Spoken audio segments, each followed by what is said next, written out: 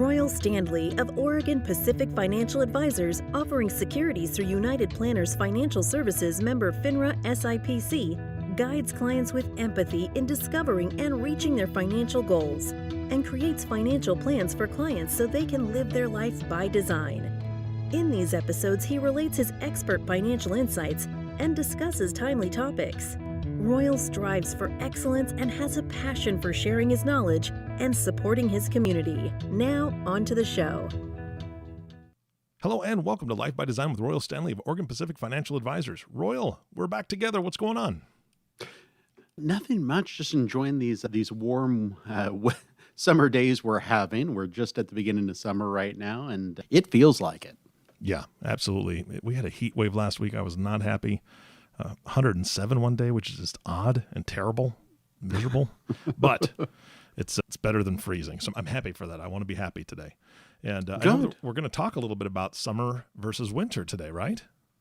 That's right. That's right. I was thinking about this over the weekend. You know, having little kids, you read them stories quite often. And I was thinking about the ant and the grasshopper, and it's one of Aesop's fables. And the way I remember it was the Disney cartoon, which really, I think, kind of spelled out the story of that old fable. And if you're not familiar with it, basically it's a story of the ants and the grasshoppers, and that during the summer months, the ants are hard at work building up their stores for the winter, while the grasshopper is just playing his music and having a good old time. And then winter rolls around, and suddenly the grasshopper is very hungry. So he goes and knocks at the ant's door and says, "Can you spare some food?" And the ants say, "Well, what were you doing during the summer months?" And the grasshopper says, "Well, I was having a great time. I was playing music and enjoying the sunshine." And the ants basically throw him out and say, "Well, go ahead, keep making music, keep dancing, but we're not going to feed you. We did our own hard work and prepared for the winter." So I think that fable and the message behind it is there's a time for work and a time for play is pretty apropos right now, especially when we look at coming out of this COVID lockdown. I think a lot of people are excited to play, excited to spend some of their accumulated savings they might have been able to save up while they weren't able to travel and do all those sorts of things. But I also think it's wise to look at the future and say, what do we need to be doing now to prepare for the winter months that may be just a few months away or maybe a couple of years away, but how do we prepare for that? Yeah, absolutely. It is good to play. It is good to get back together with people, rekindle some relationships that you haven't been able to see for a while. But at the same time, I know myself, I would like to go overboard a little bit here and there, and I have a tendency to do that. So I need this. This is a good reminder. So I think a lot of people are similar. I don't think that they're out there to spend everything, but they're really enjoying getting back together with people. And goodness knows that I am one of those people who is just reveling in being able to go back to a restaurant or a get-together or the theater or really anything. I think before the podcast, you were mentioning that you went and saw went to the movies this weekend. So, yes, yep. That's the first time in months. Yeah. I don't think I've been to a movie theater since February 2020. So, yeah. Getting back and doing all those things, I think it's important. It's wonderful. But also it's a question of how do we make sure that we're not just playing and fooling around, but we're also making sure that we're setting a little aside for the future and making sure that when the economy turns around, that we have a safety net that we've created on our own where we don't have to worry about it. Well, I think that it's also very interesting as you're talking through this, it's conjuring up with me. It's not just us working, but you were talking before the podcast about how well the markets are doing currently. It's also, since our money is working for us right now, we need to take advantage of that and the timing of that, because there will come a point when our money doesn't work as well for us as it is right now. I mean, that's the cycle of the market. That's right. The other thing is, if we look at it from a monetary policy standpoint, it's the warmest, most beautiful sunny day we've ever had. Credit is cheap and abundant, and banks are willing to lend money to virtually anyone right now. The real estate market, if you own a home, is going up gangbusters. The markets are still climbing higher and could potentially keep going for the rest of this year and maybe even farther than that. So it's really that question of how do we get back into the mindset of setting aside for the future, and not just for retirement, but also just to make sure that if we do start to see higher inflation, if we do start to see a worsening job market, how do we deal with that as... So I want to know, how do you put more money away in a way that is really, really beneficial to you? Because let's say somebody's already maxing out a couple different things. Maybe they've got a Roth IRA, they're maxing out, and they're contributing as much as they can to their 401k at work, but they have this excess. What are some good ways for them to do that? Yeah, absolutely. So probably the easiest way is just setting up an investment account, a non-qualified taxable investment account. And really what that means is an investment account where you can invest in stocks, bonds, mutual funds, etc., just outside of the restraints of a retirement account. I think a lot of people realize you can do that, but I still come across people who are surprised when they can invest in mutual funds outside of their 401k or outside of their Roth IRA. And the beauty of those accounts, number one, is you can put in as much money as you would like into a non-qualified investment account. There are no annual restrictions or anything like that.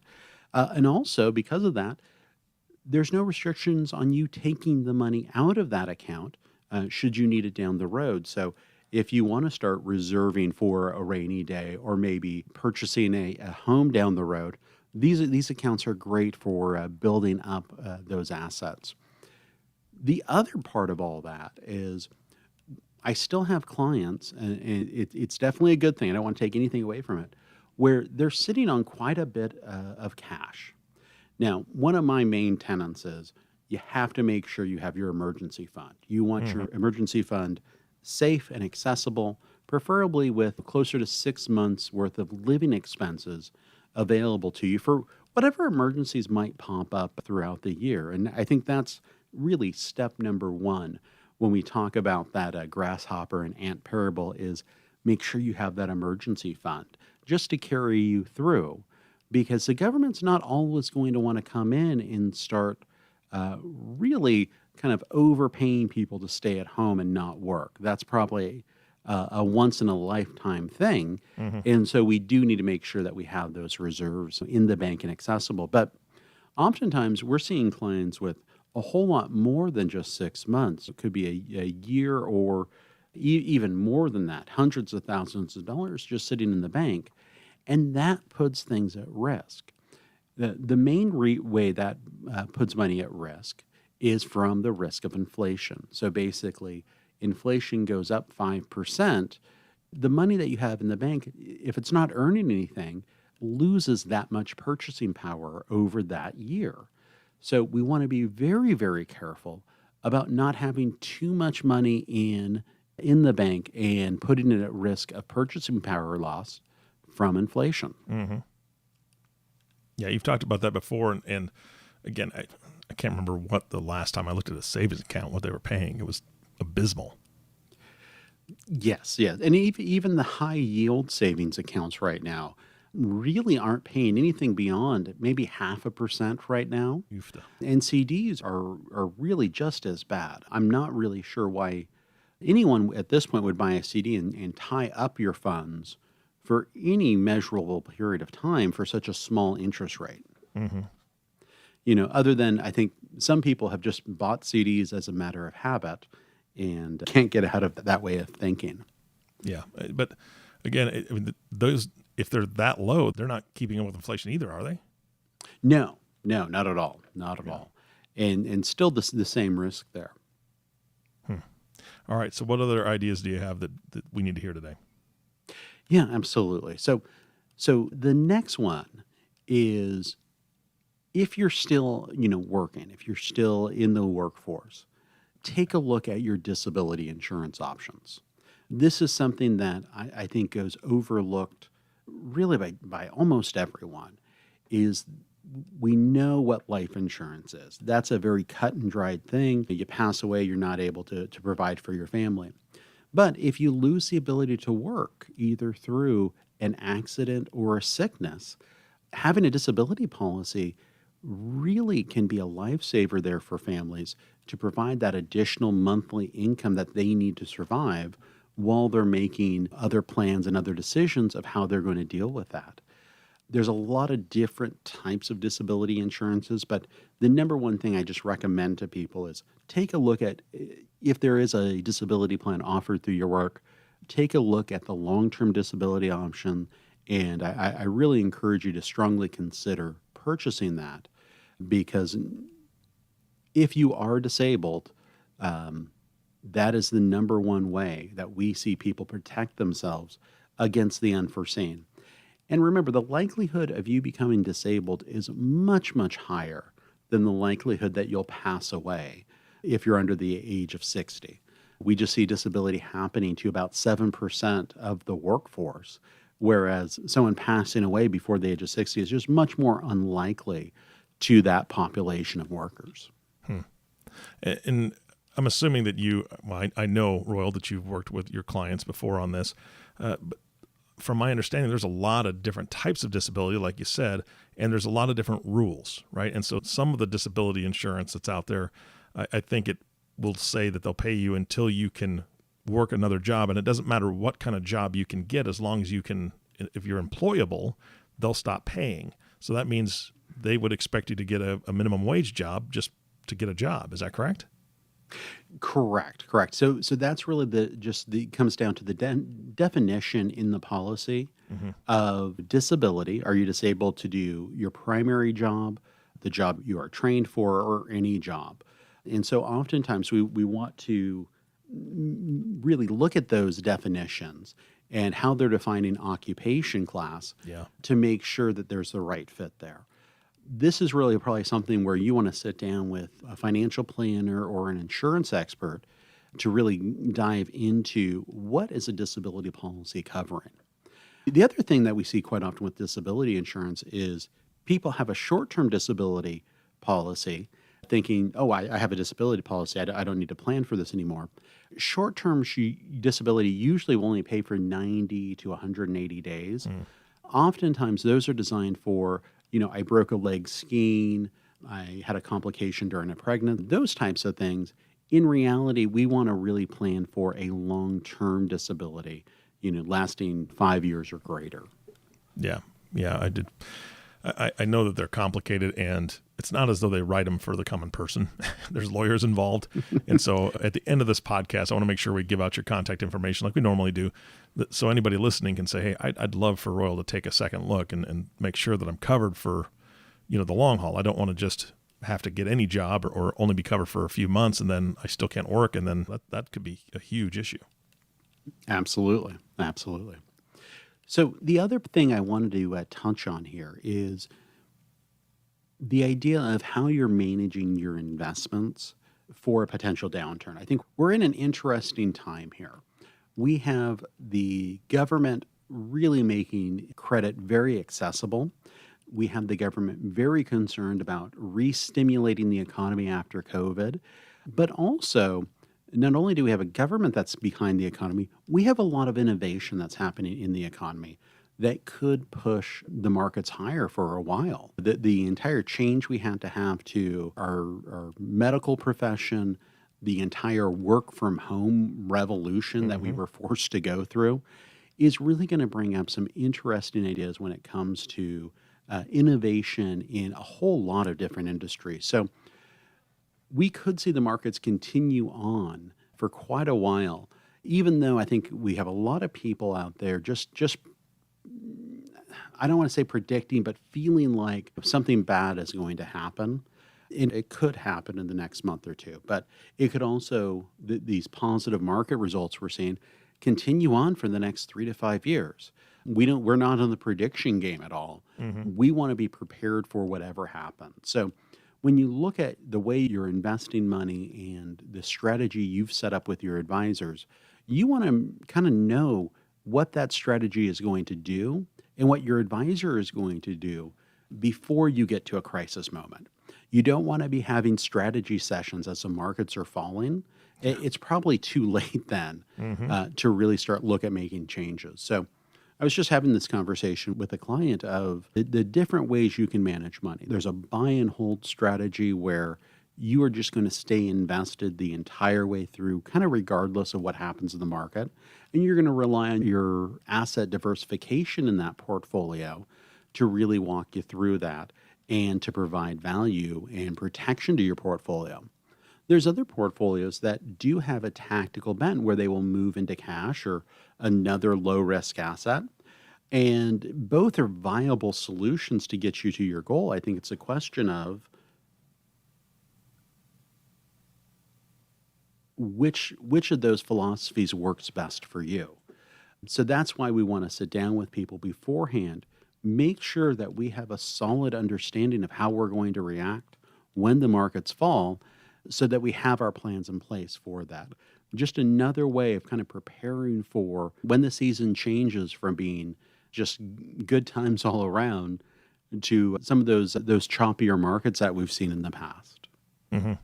And how do you know, right? If you're listening to this and I'm sitting here thinking, how do I know which strategy is going to work best for me?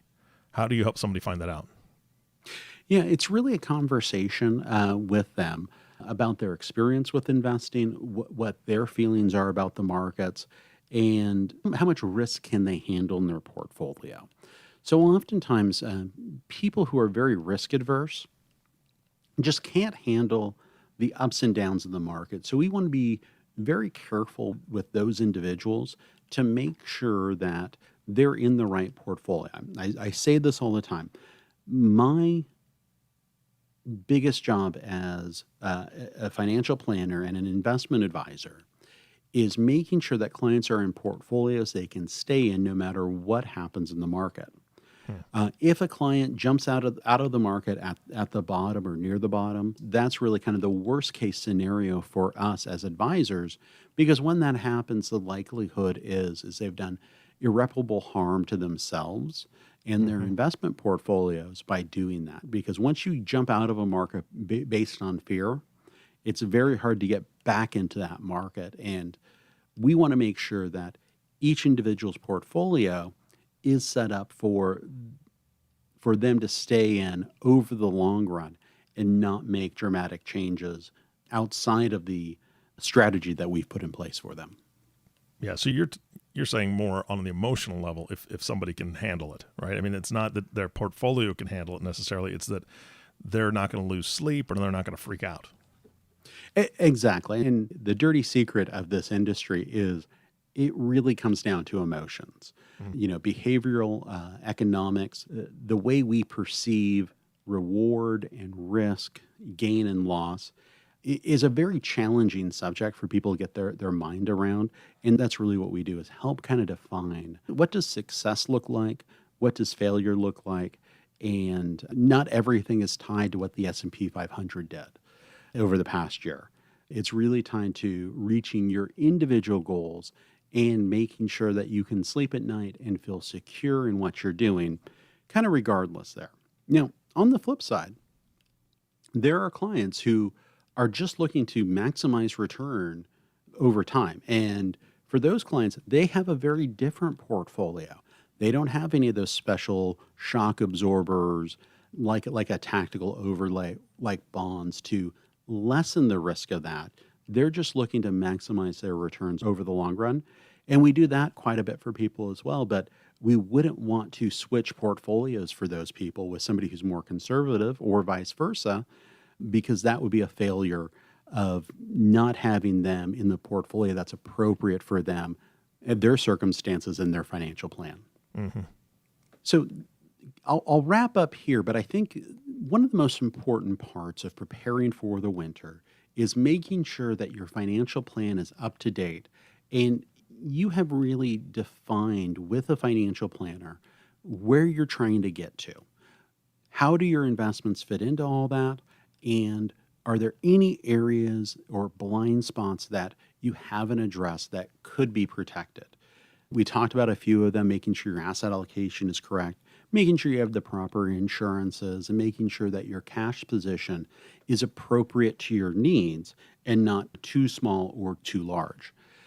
So we really always tie everything back to that financial plan and make sure that people are talking to us about the changes in their life. When we look at financial planning, it's a constantly changing thing.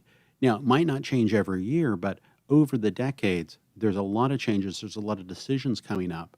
So we are just preparing ourselves to help our clients deal with that changing environment, deal with those changing economics, and make sure that they're prepared to get through the winter and then see the sun come out again in the springtime. Yeah, absolutely. Well, it's a great message, Royal. Thank you so much for your time today. I think we all need to be reminded of this. And I promise the audience that we do some contact info at the end if people want to start this discussion with you or have questions about it. What's the best way to reach you? Yeah, give me a call at 541-772-1116, or you can visit our website at opfa.com and submit your questions there. All right, fantastic. Again, Royal, thank you so much for your time. And of course, our last thank you goes to you, the listening audience. Thank you so much for tuning in and listening to the Life by Design podcast with Royal Standley. If you have not subscribed to the podcast yet, please click the subscribe now button below. This way, when Royal comes out with a new podcast, it'll show up directly on your listening device. This makes it much easier to share these podcasts with your friends and family. Again, thanks for listening today. For everyone at Oregon Pacific Financial Advisors, this is Eric Johnson reminding you to live your best day every day. And we'll see you next time. Thank you for listening to the Life by Design podcast. Click the subscribe button below to be notified when new episodes become available. The views expressed are those of the presenter and may not reflect the views of United Planners Financial Services. Material discussed is meant to provide general information and is not meant to be construed as specific investment, tax, or legal advice.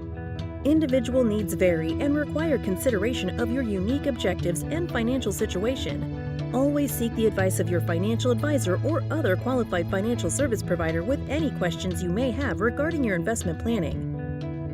Advisory services offered through Oregon Pacific Financial Advisors, Inc. Securities offered through United Planners Financial Services of America, member FINRA and SIPC. Oregon Pacific Financial Advisors, Inc. and United Planners Financial Services are independent companies.